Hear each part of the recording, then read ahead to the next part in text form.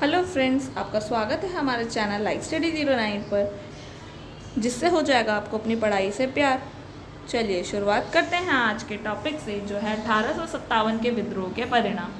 हम ऑलरेडी अपनी पिछली क्लासेस में 1857 के विद्रोह के जितने भी कॉजेज़ हैं उनको कवर कर चुके हैं। यहाँ तक कि हम उससे रिलेटेड जितने भी इवेंट्स हैं उनको भी कवर कर चुके हैं, और हम इसकी जो है नेचर से रिलेटेड जितनी भी डिबेट थी हिस्टोरियंस के बीच में उसको भी कवर कर चुके हैं। आज हम बात करते हैं कि ओवरऑल क्या है, इसका एक्चुअल में रिज़ल्ट क्या हुआ, क्या जो रिज़ल्ट जो है इंडियंस चाहते थे वो उन्हें मिला। तो आज हम इस पर बात करते हैं, और जो सबसे बड़ा परिणाम निकला था वो था 1858 का भारतीय शासन अधिनियम, जिसे रानी का उद्घोषणा पत्र कहते हैं, जो ब्रिटेन के शासक लॉर्ड डर्बी के काल में पास हुआ। अब इसमें क्या मेंशन किया गया, जो कंपनी का शासन था उसको ख़त्म किया जाएगा और क्राउन का शासन लाया जाएगा। चार्टर एक्ट्स जब पास हो रहे थे ना 1813 का, तब भी ये डिबेट जो है पार्लियामेंट में हुई थी बकिंगम और जो है मैकॉले के बीच में, कि जो शासन है एक पर्टिकुलर किसी कंपनी को दे देना ये कहाँ तक जस्टिफाइड है।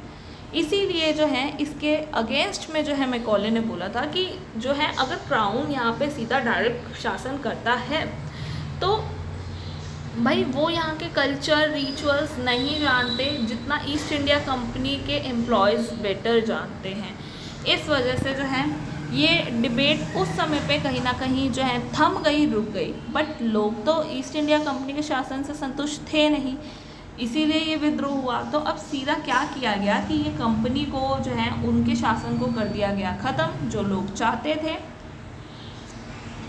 और फिर आती है बात, जो क्राउन है उसका शासन लाया गया, मतलब बाय हुक बाय क्रुक, कि भाई शासन तो उनका ही रहना है, बस नाम बदल दिया जाएगा।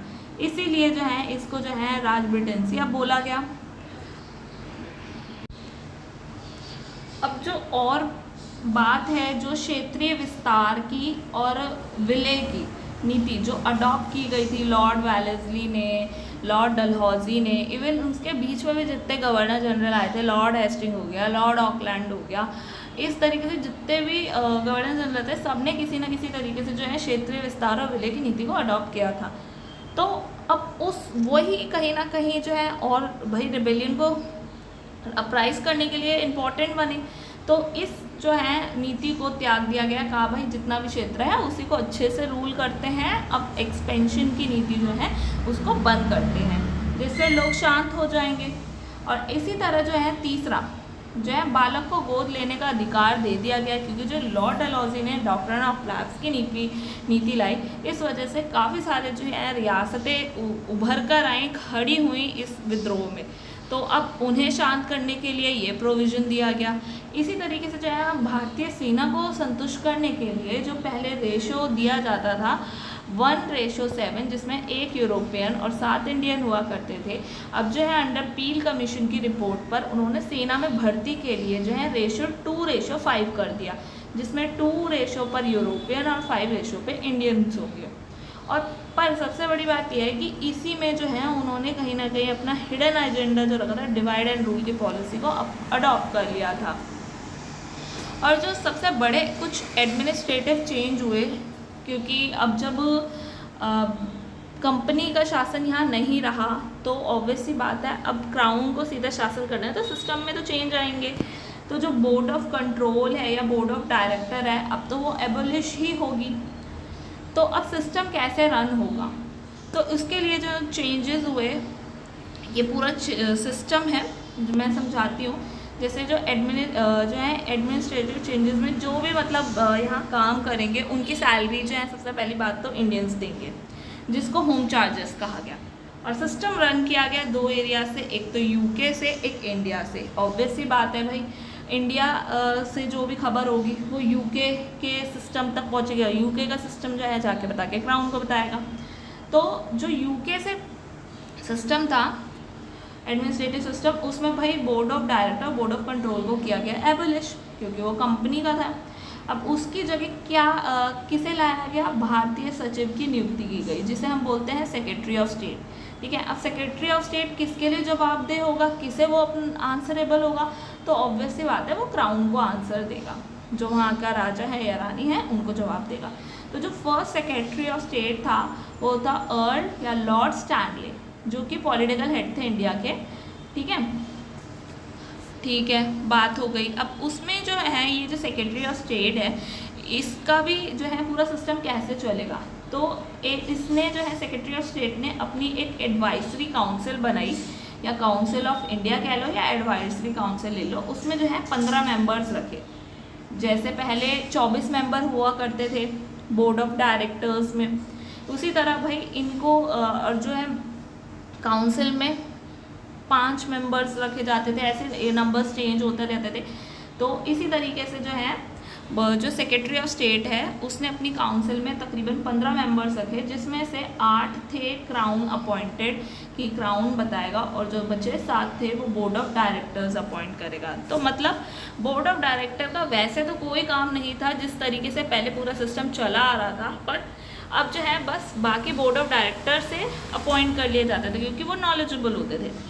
और अब जो है इसमें ये भी बताया गया जो 15 लोग हैं ना, इन 15 में से जो 9 मेंबर हैं वो बहुत ज़रूरी है कि एटलीस्ट 10 ईयर एक्सपीरियंस तो उनको यहाँ पे इंडिया में काम करने का हो, क्योंकि जैसे मैंने अभी बताया था कि पार्लियामेंट में पहले भी इस बात पे बहस हुई थी, तो यही बात उठ के आई थी कि जो है अगर क्राउन अपने जो है अपना सिस्टम चालू भी करता है तो उसको यहाँ के सिचुएशंस अच्छे से नहीं पता, तो उसका सॉल्यूशन लाने के लिए उन्होंने सीधा क्लियर बोल दिया 15 में से 9 मेंबर बहुत ज़्यादा ज़रूरी है कि भाई उनको तो एटलीस्ट 10 साल का एक्सपीरियंस हो ही हो, ताकि जो है वो वहाँ के सिनेरियो से अवगत हों कि भाई क्या सॉल्यूशन निकाला जा सकता है, लोगों को क्या प्रॉब्लम्स है, ये सब जान सके।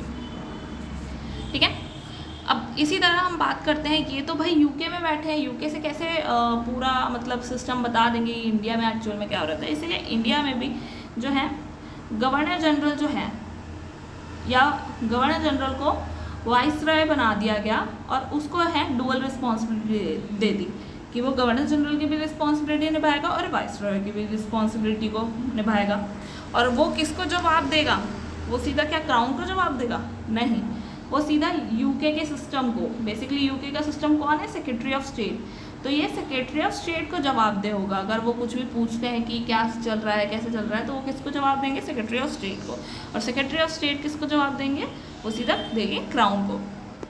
तो अब फर्स्ट जो है वाइसरॉय कौन थे? तो फर्स्ट वाइसरॉय थे लॉर्ड कैनिंग। जहाँ यहाँ मेंशन किया गया है इनका जो काम था 5 साल तक होना चाहिए, 2.5 लाख की सैलरी होनी चाहिए और कैबिनेट सिस्टम जो है कैनिंग लाए।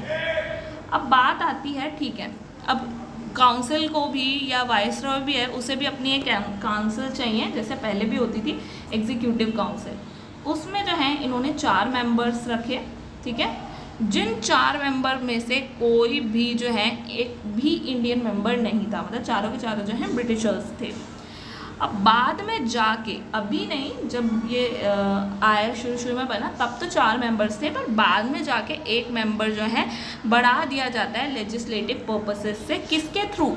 इंडियन काउंसिल एक्ट 1861 के थ्रू, ठीक है, जिसे हम क्या बोलते हैं? Imperial legislative council. ठीक है, अब पॉइंट ये है कि इन अगर, ठीक है, सबसे ज़्यादा पावर किसके पास होगी?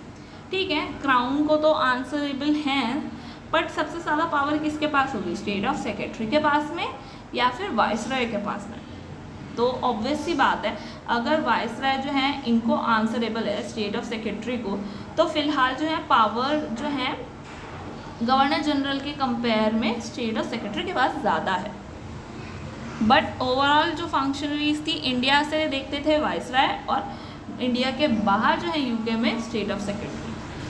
तो ये पूरा जो है सिस्टम चेंज किया गया और लोगों को संतुष्ट करने के लिए जो है ऐसे ये जो है विस्तार विलय की नीति को छोड़ा, बालक को गोद लेने का अधिकार दिया, और जितने भी सेना में भर्ती है उसमें जो है रिफॉर्म्स लाए ताकि जो है लोग शांत हो पाए, उनको जो चाहिए वो उन्हें मिल पाए।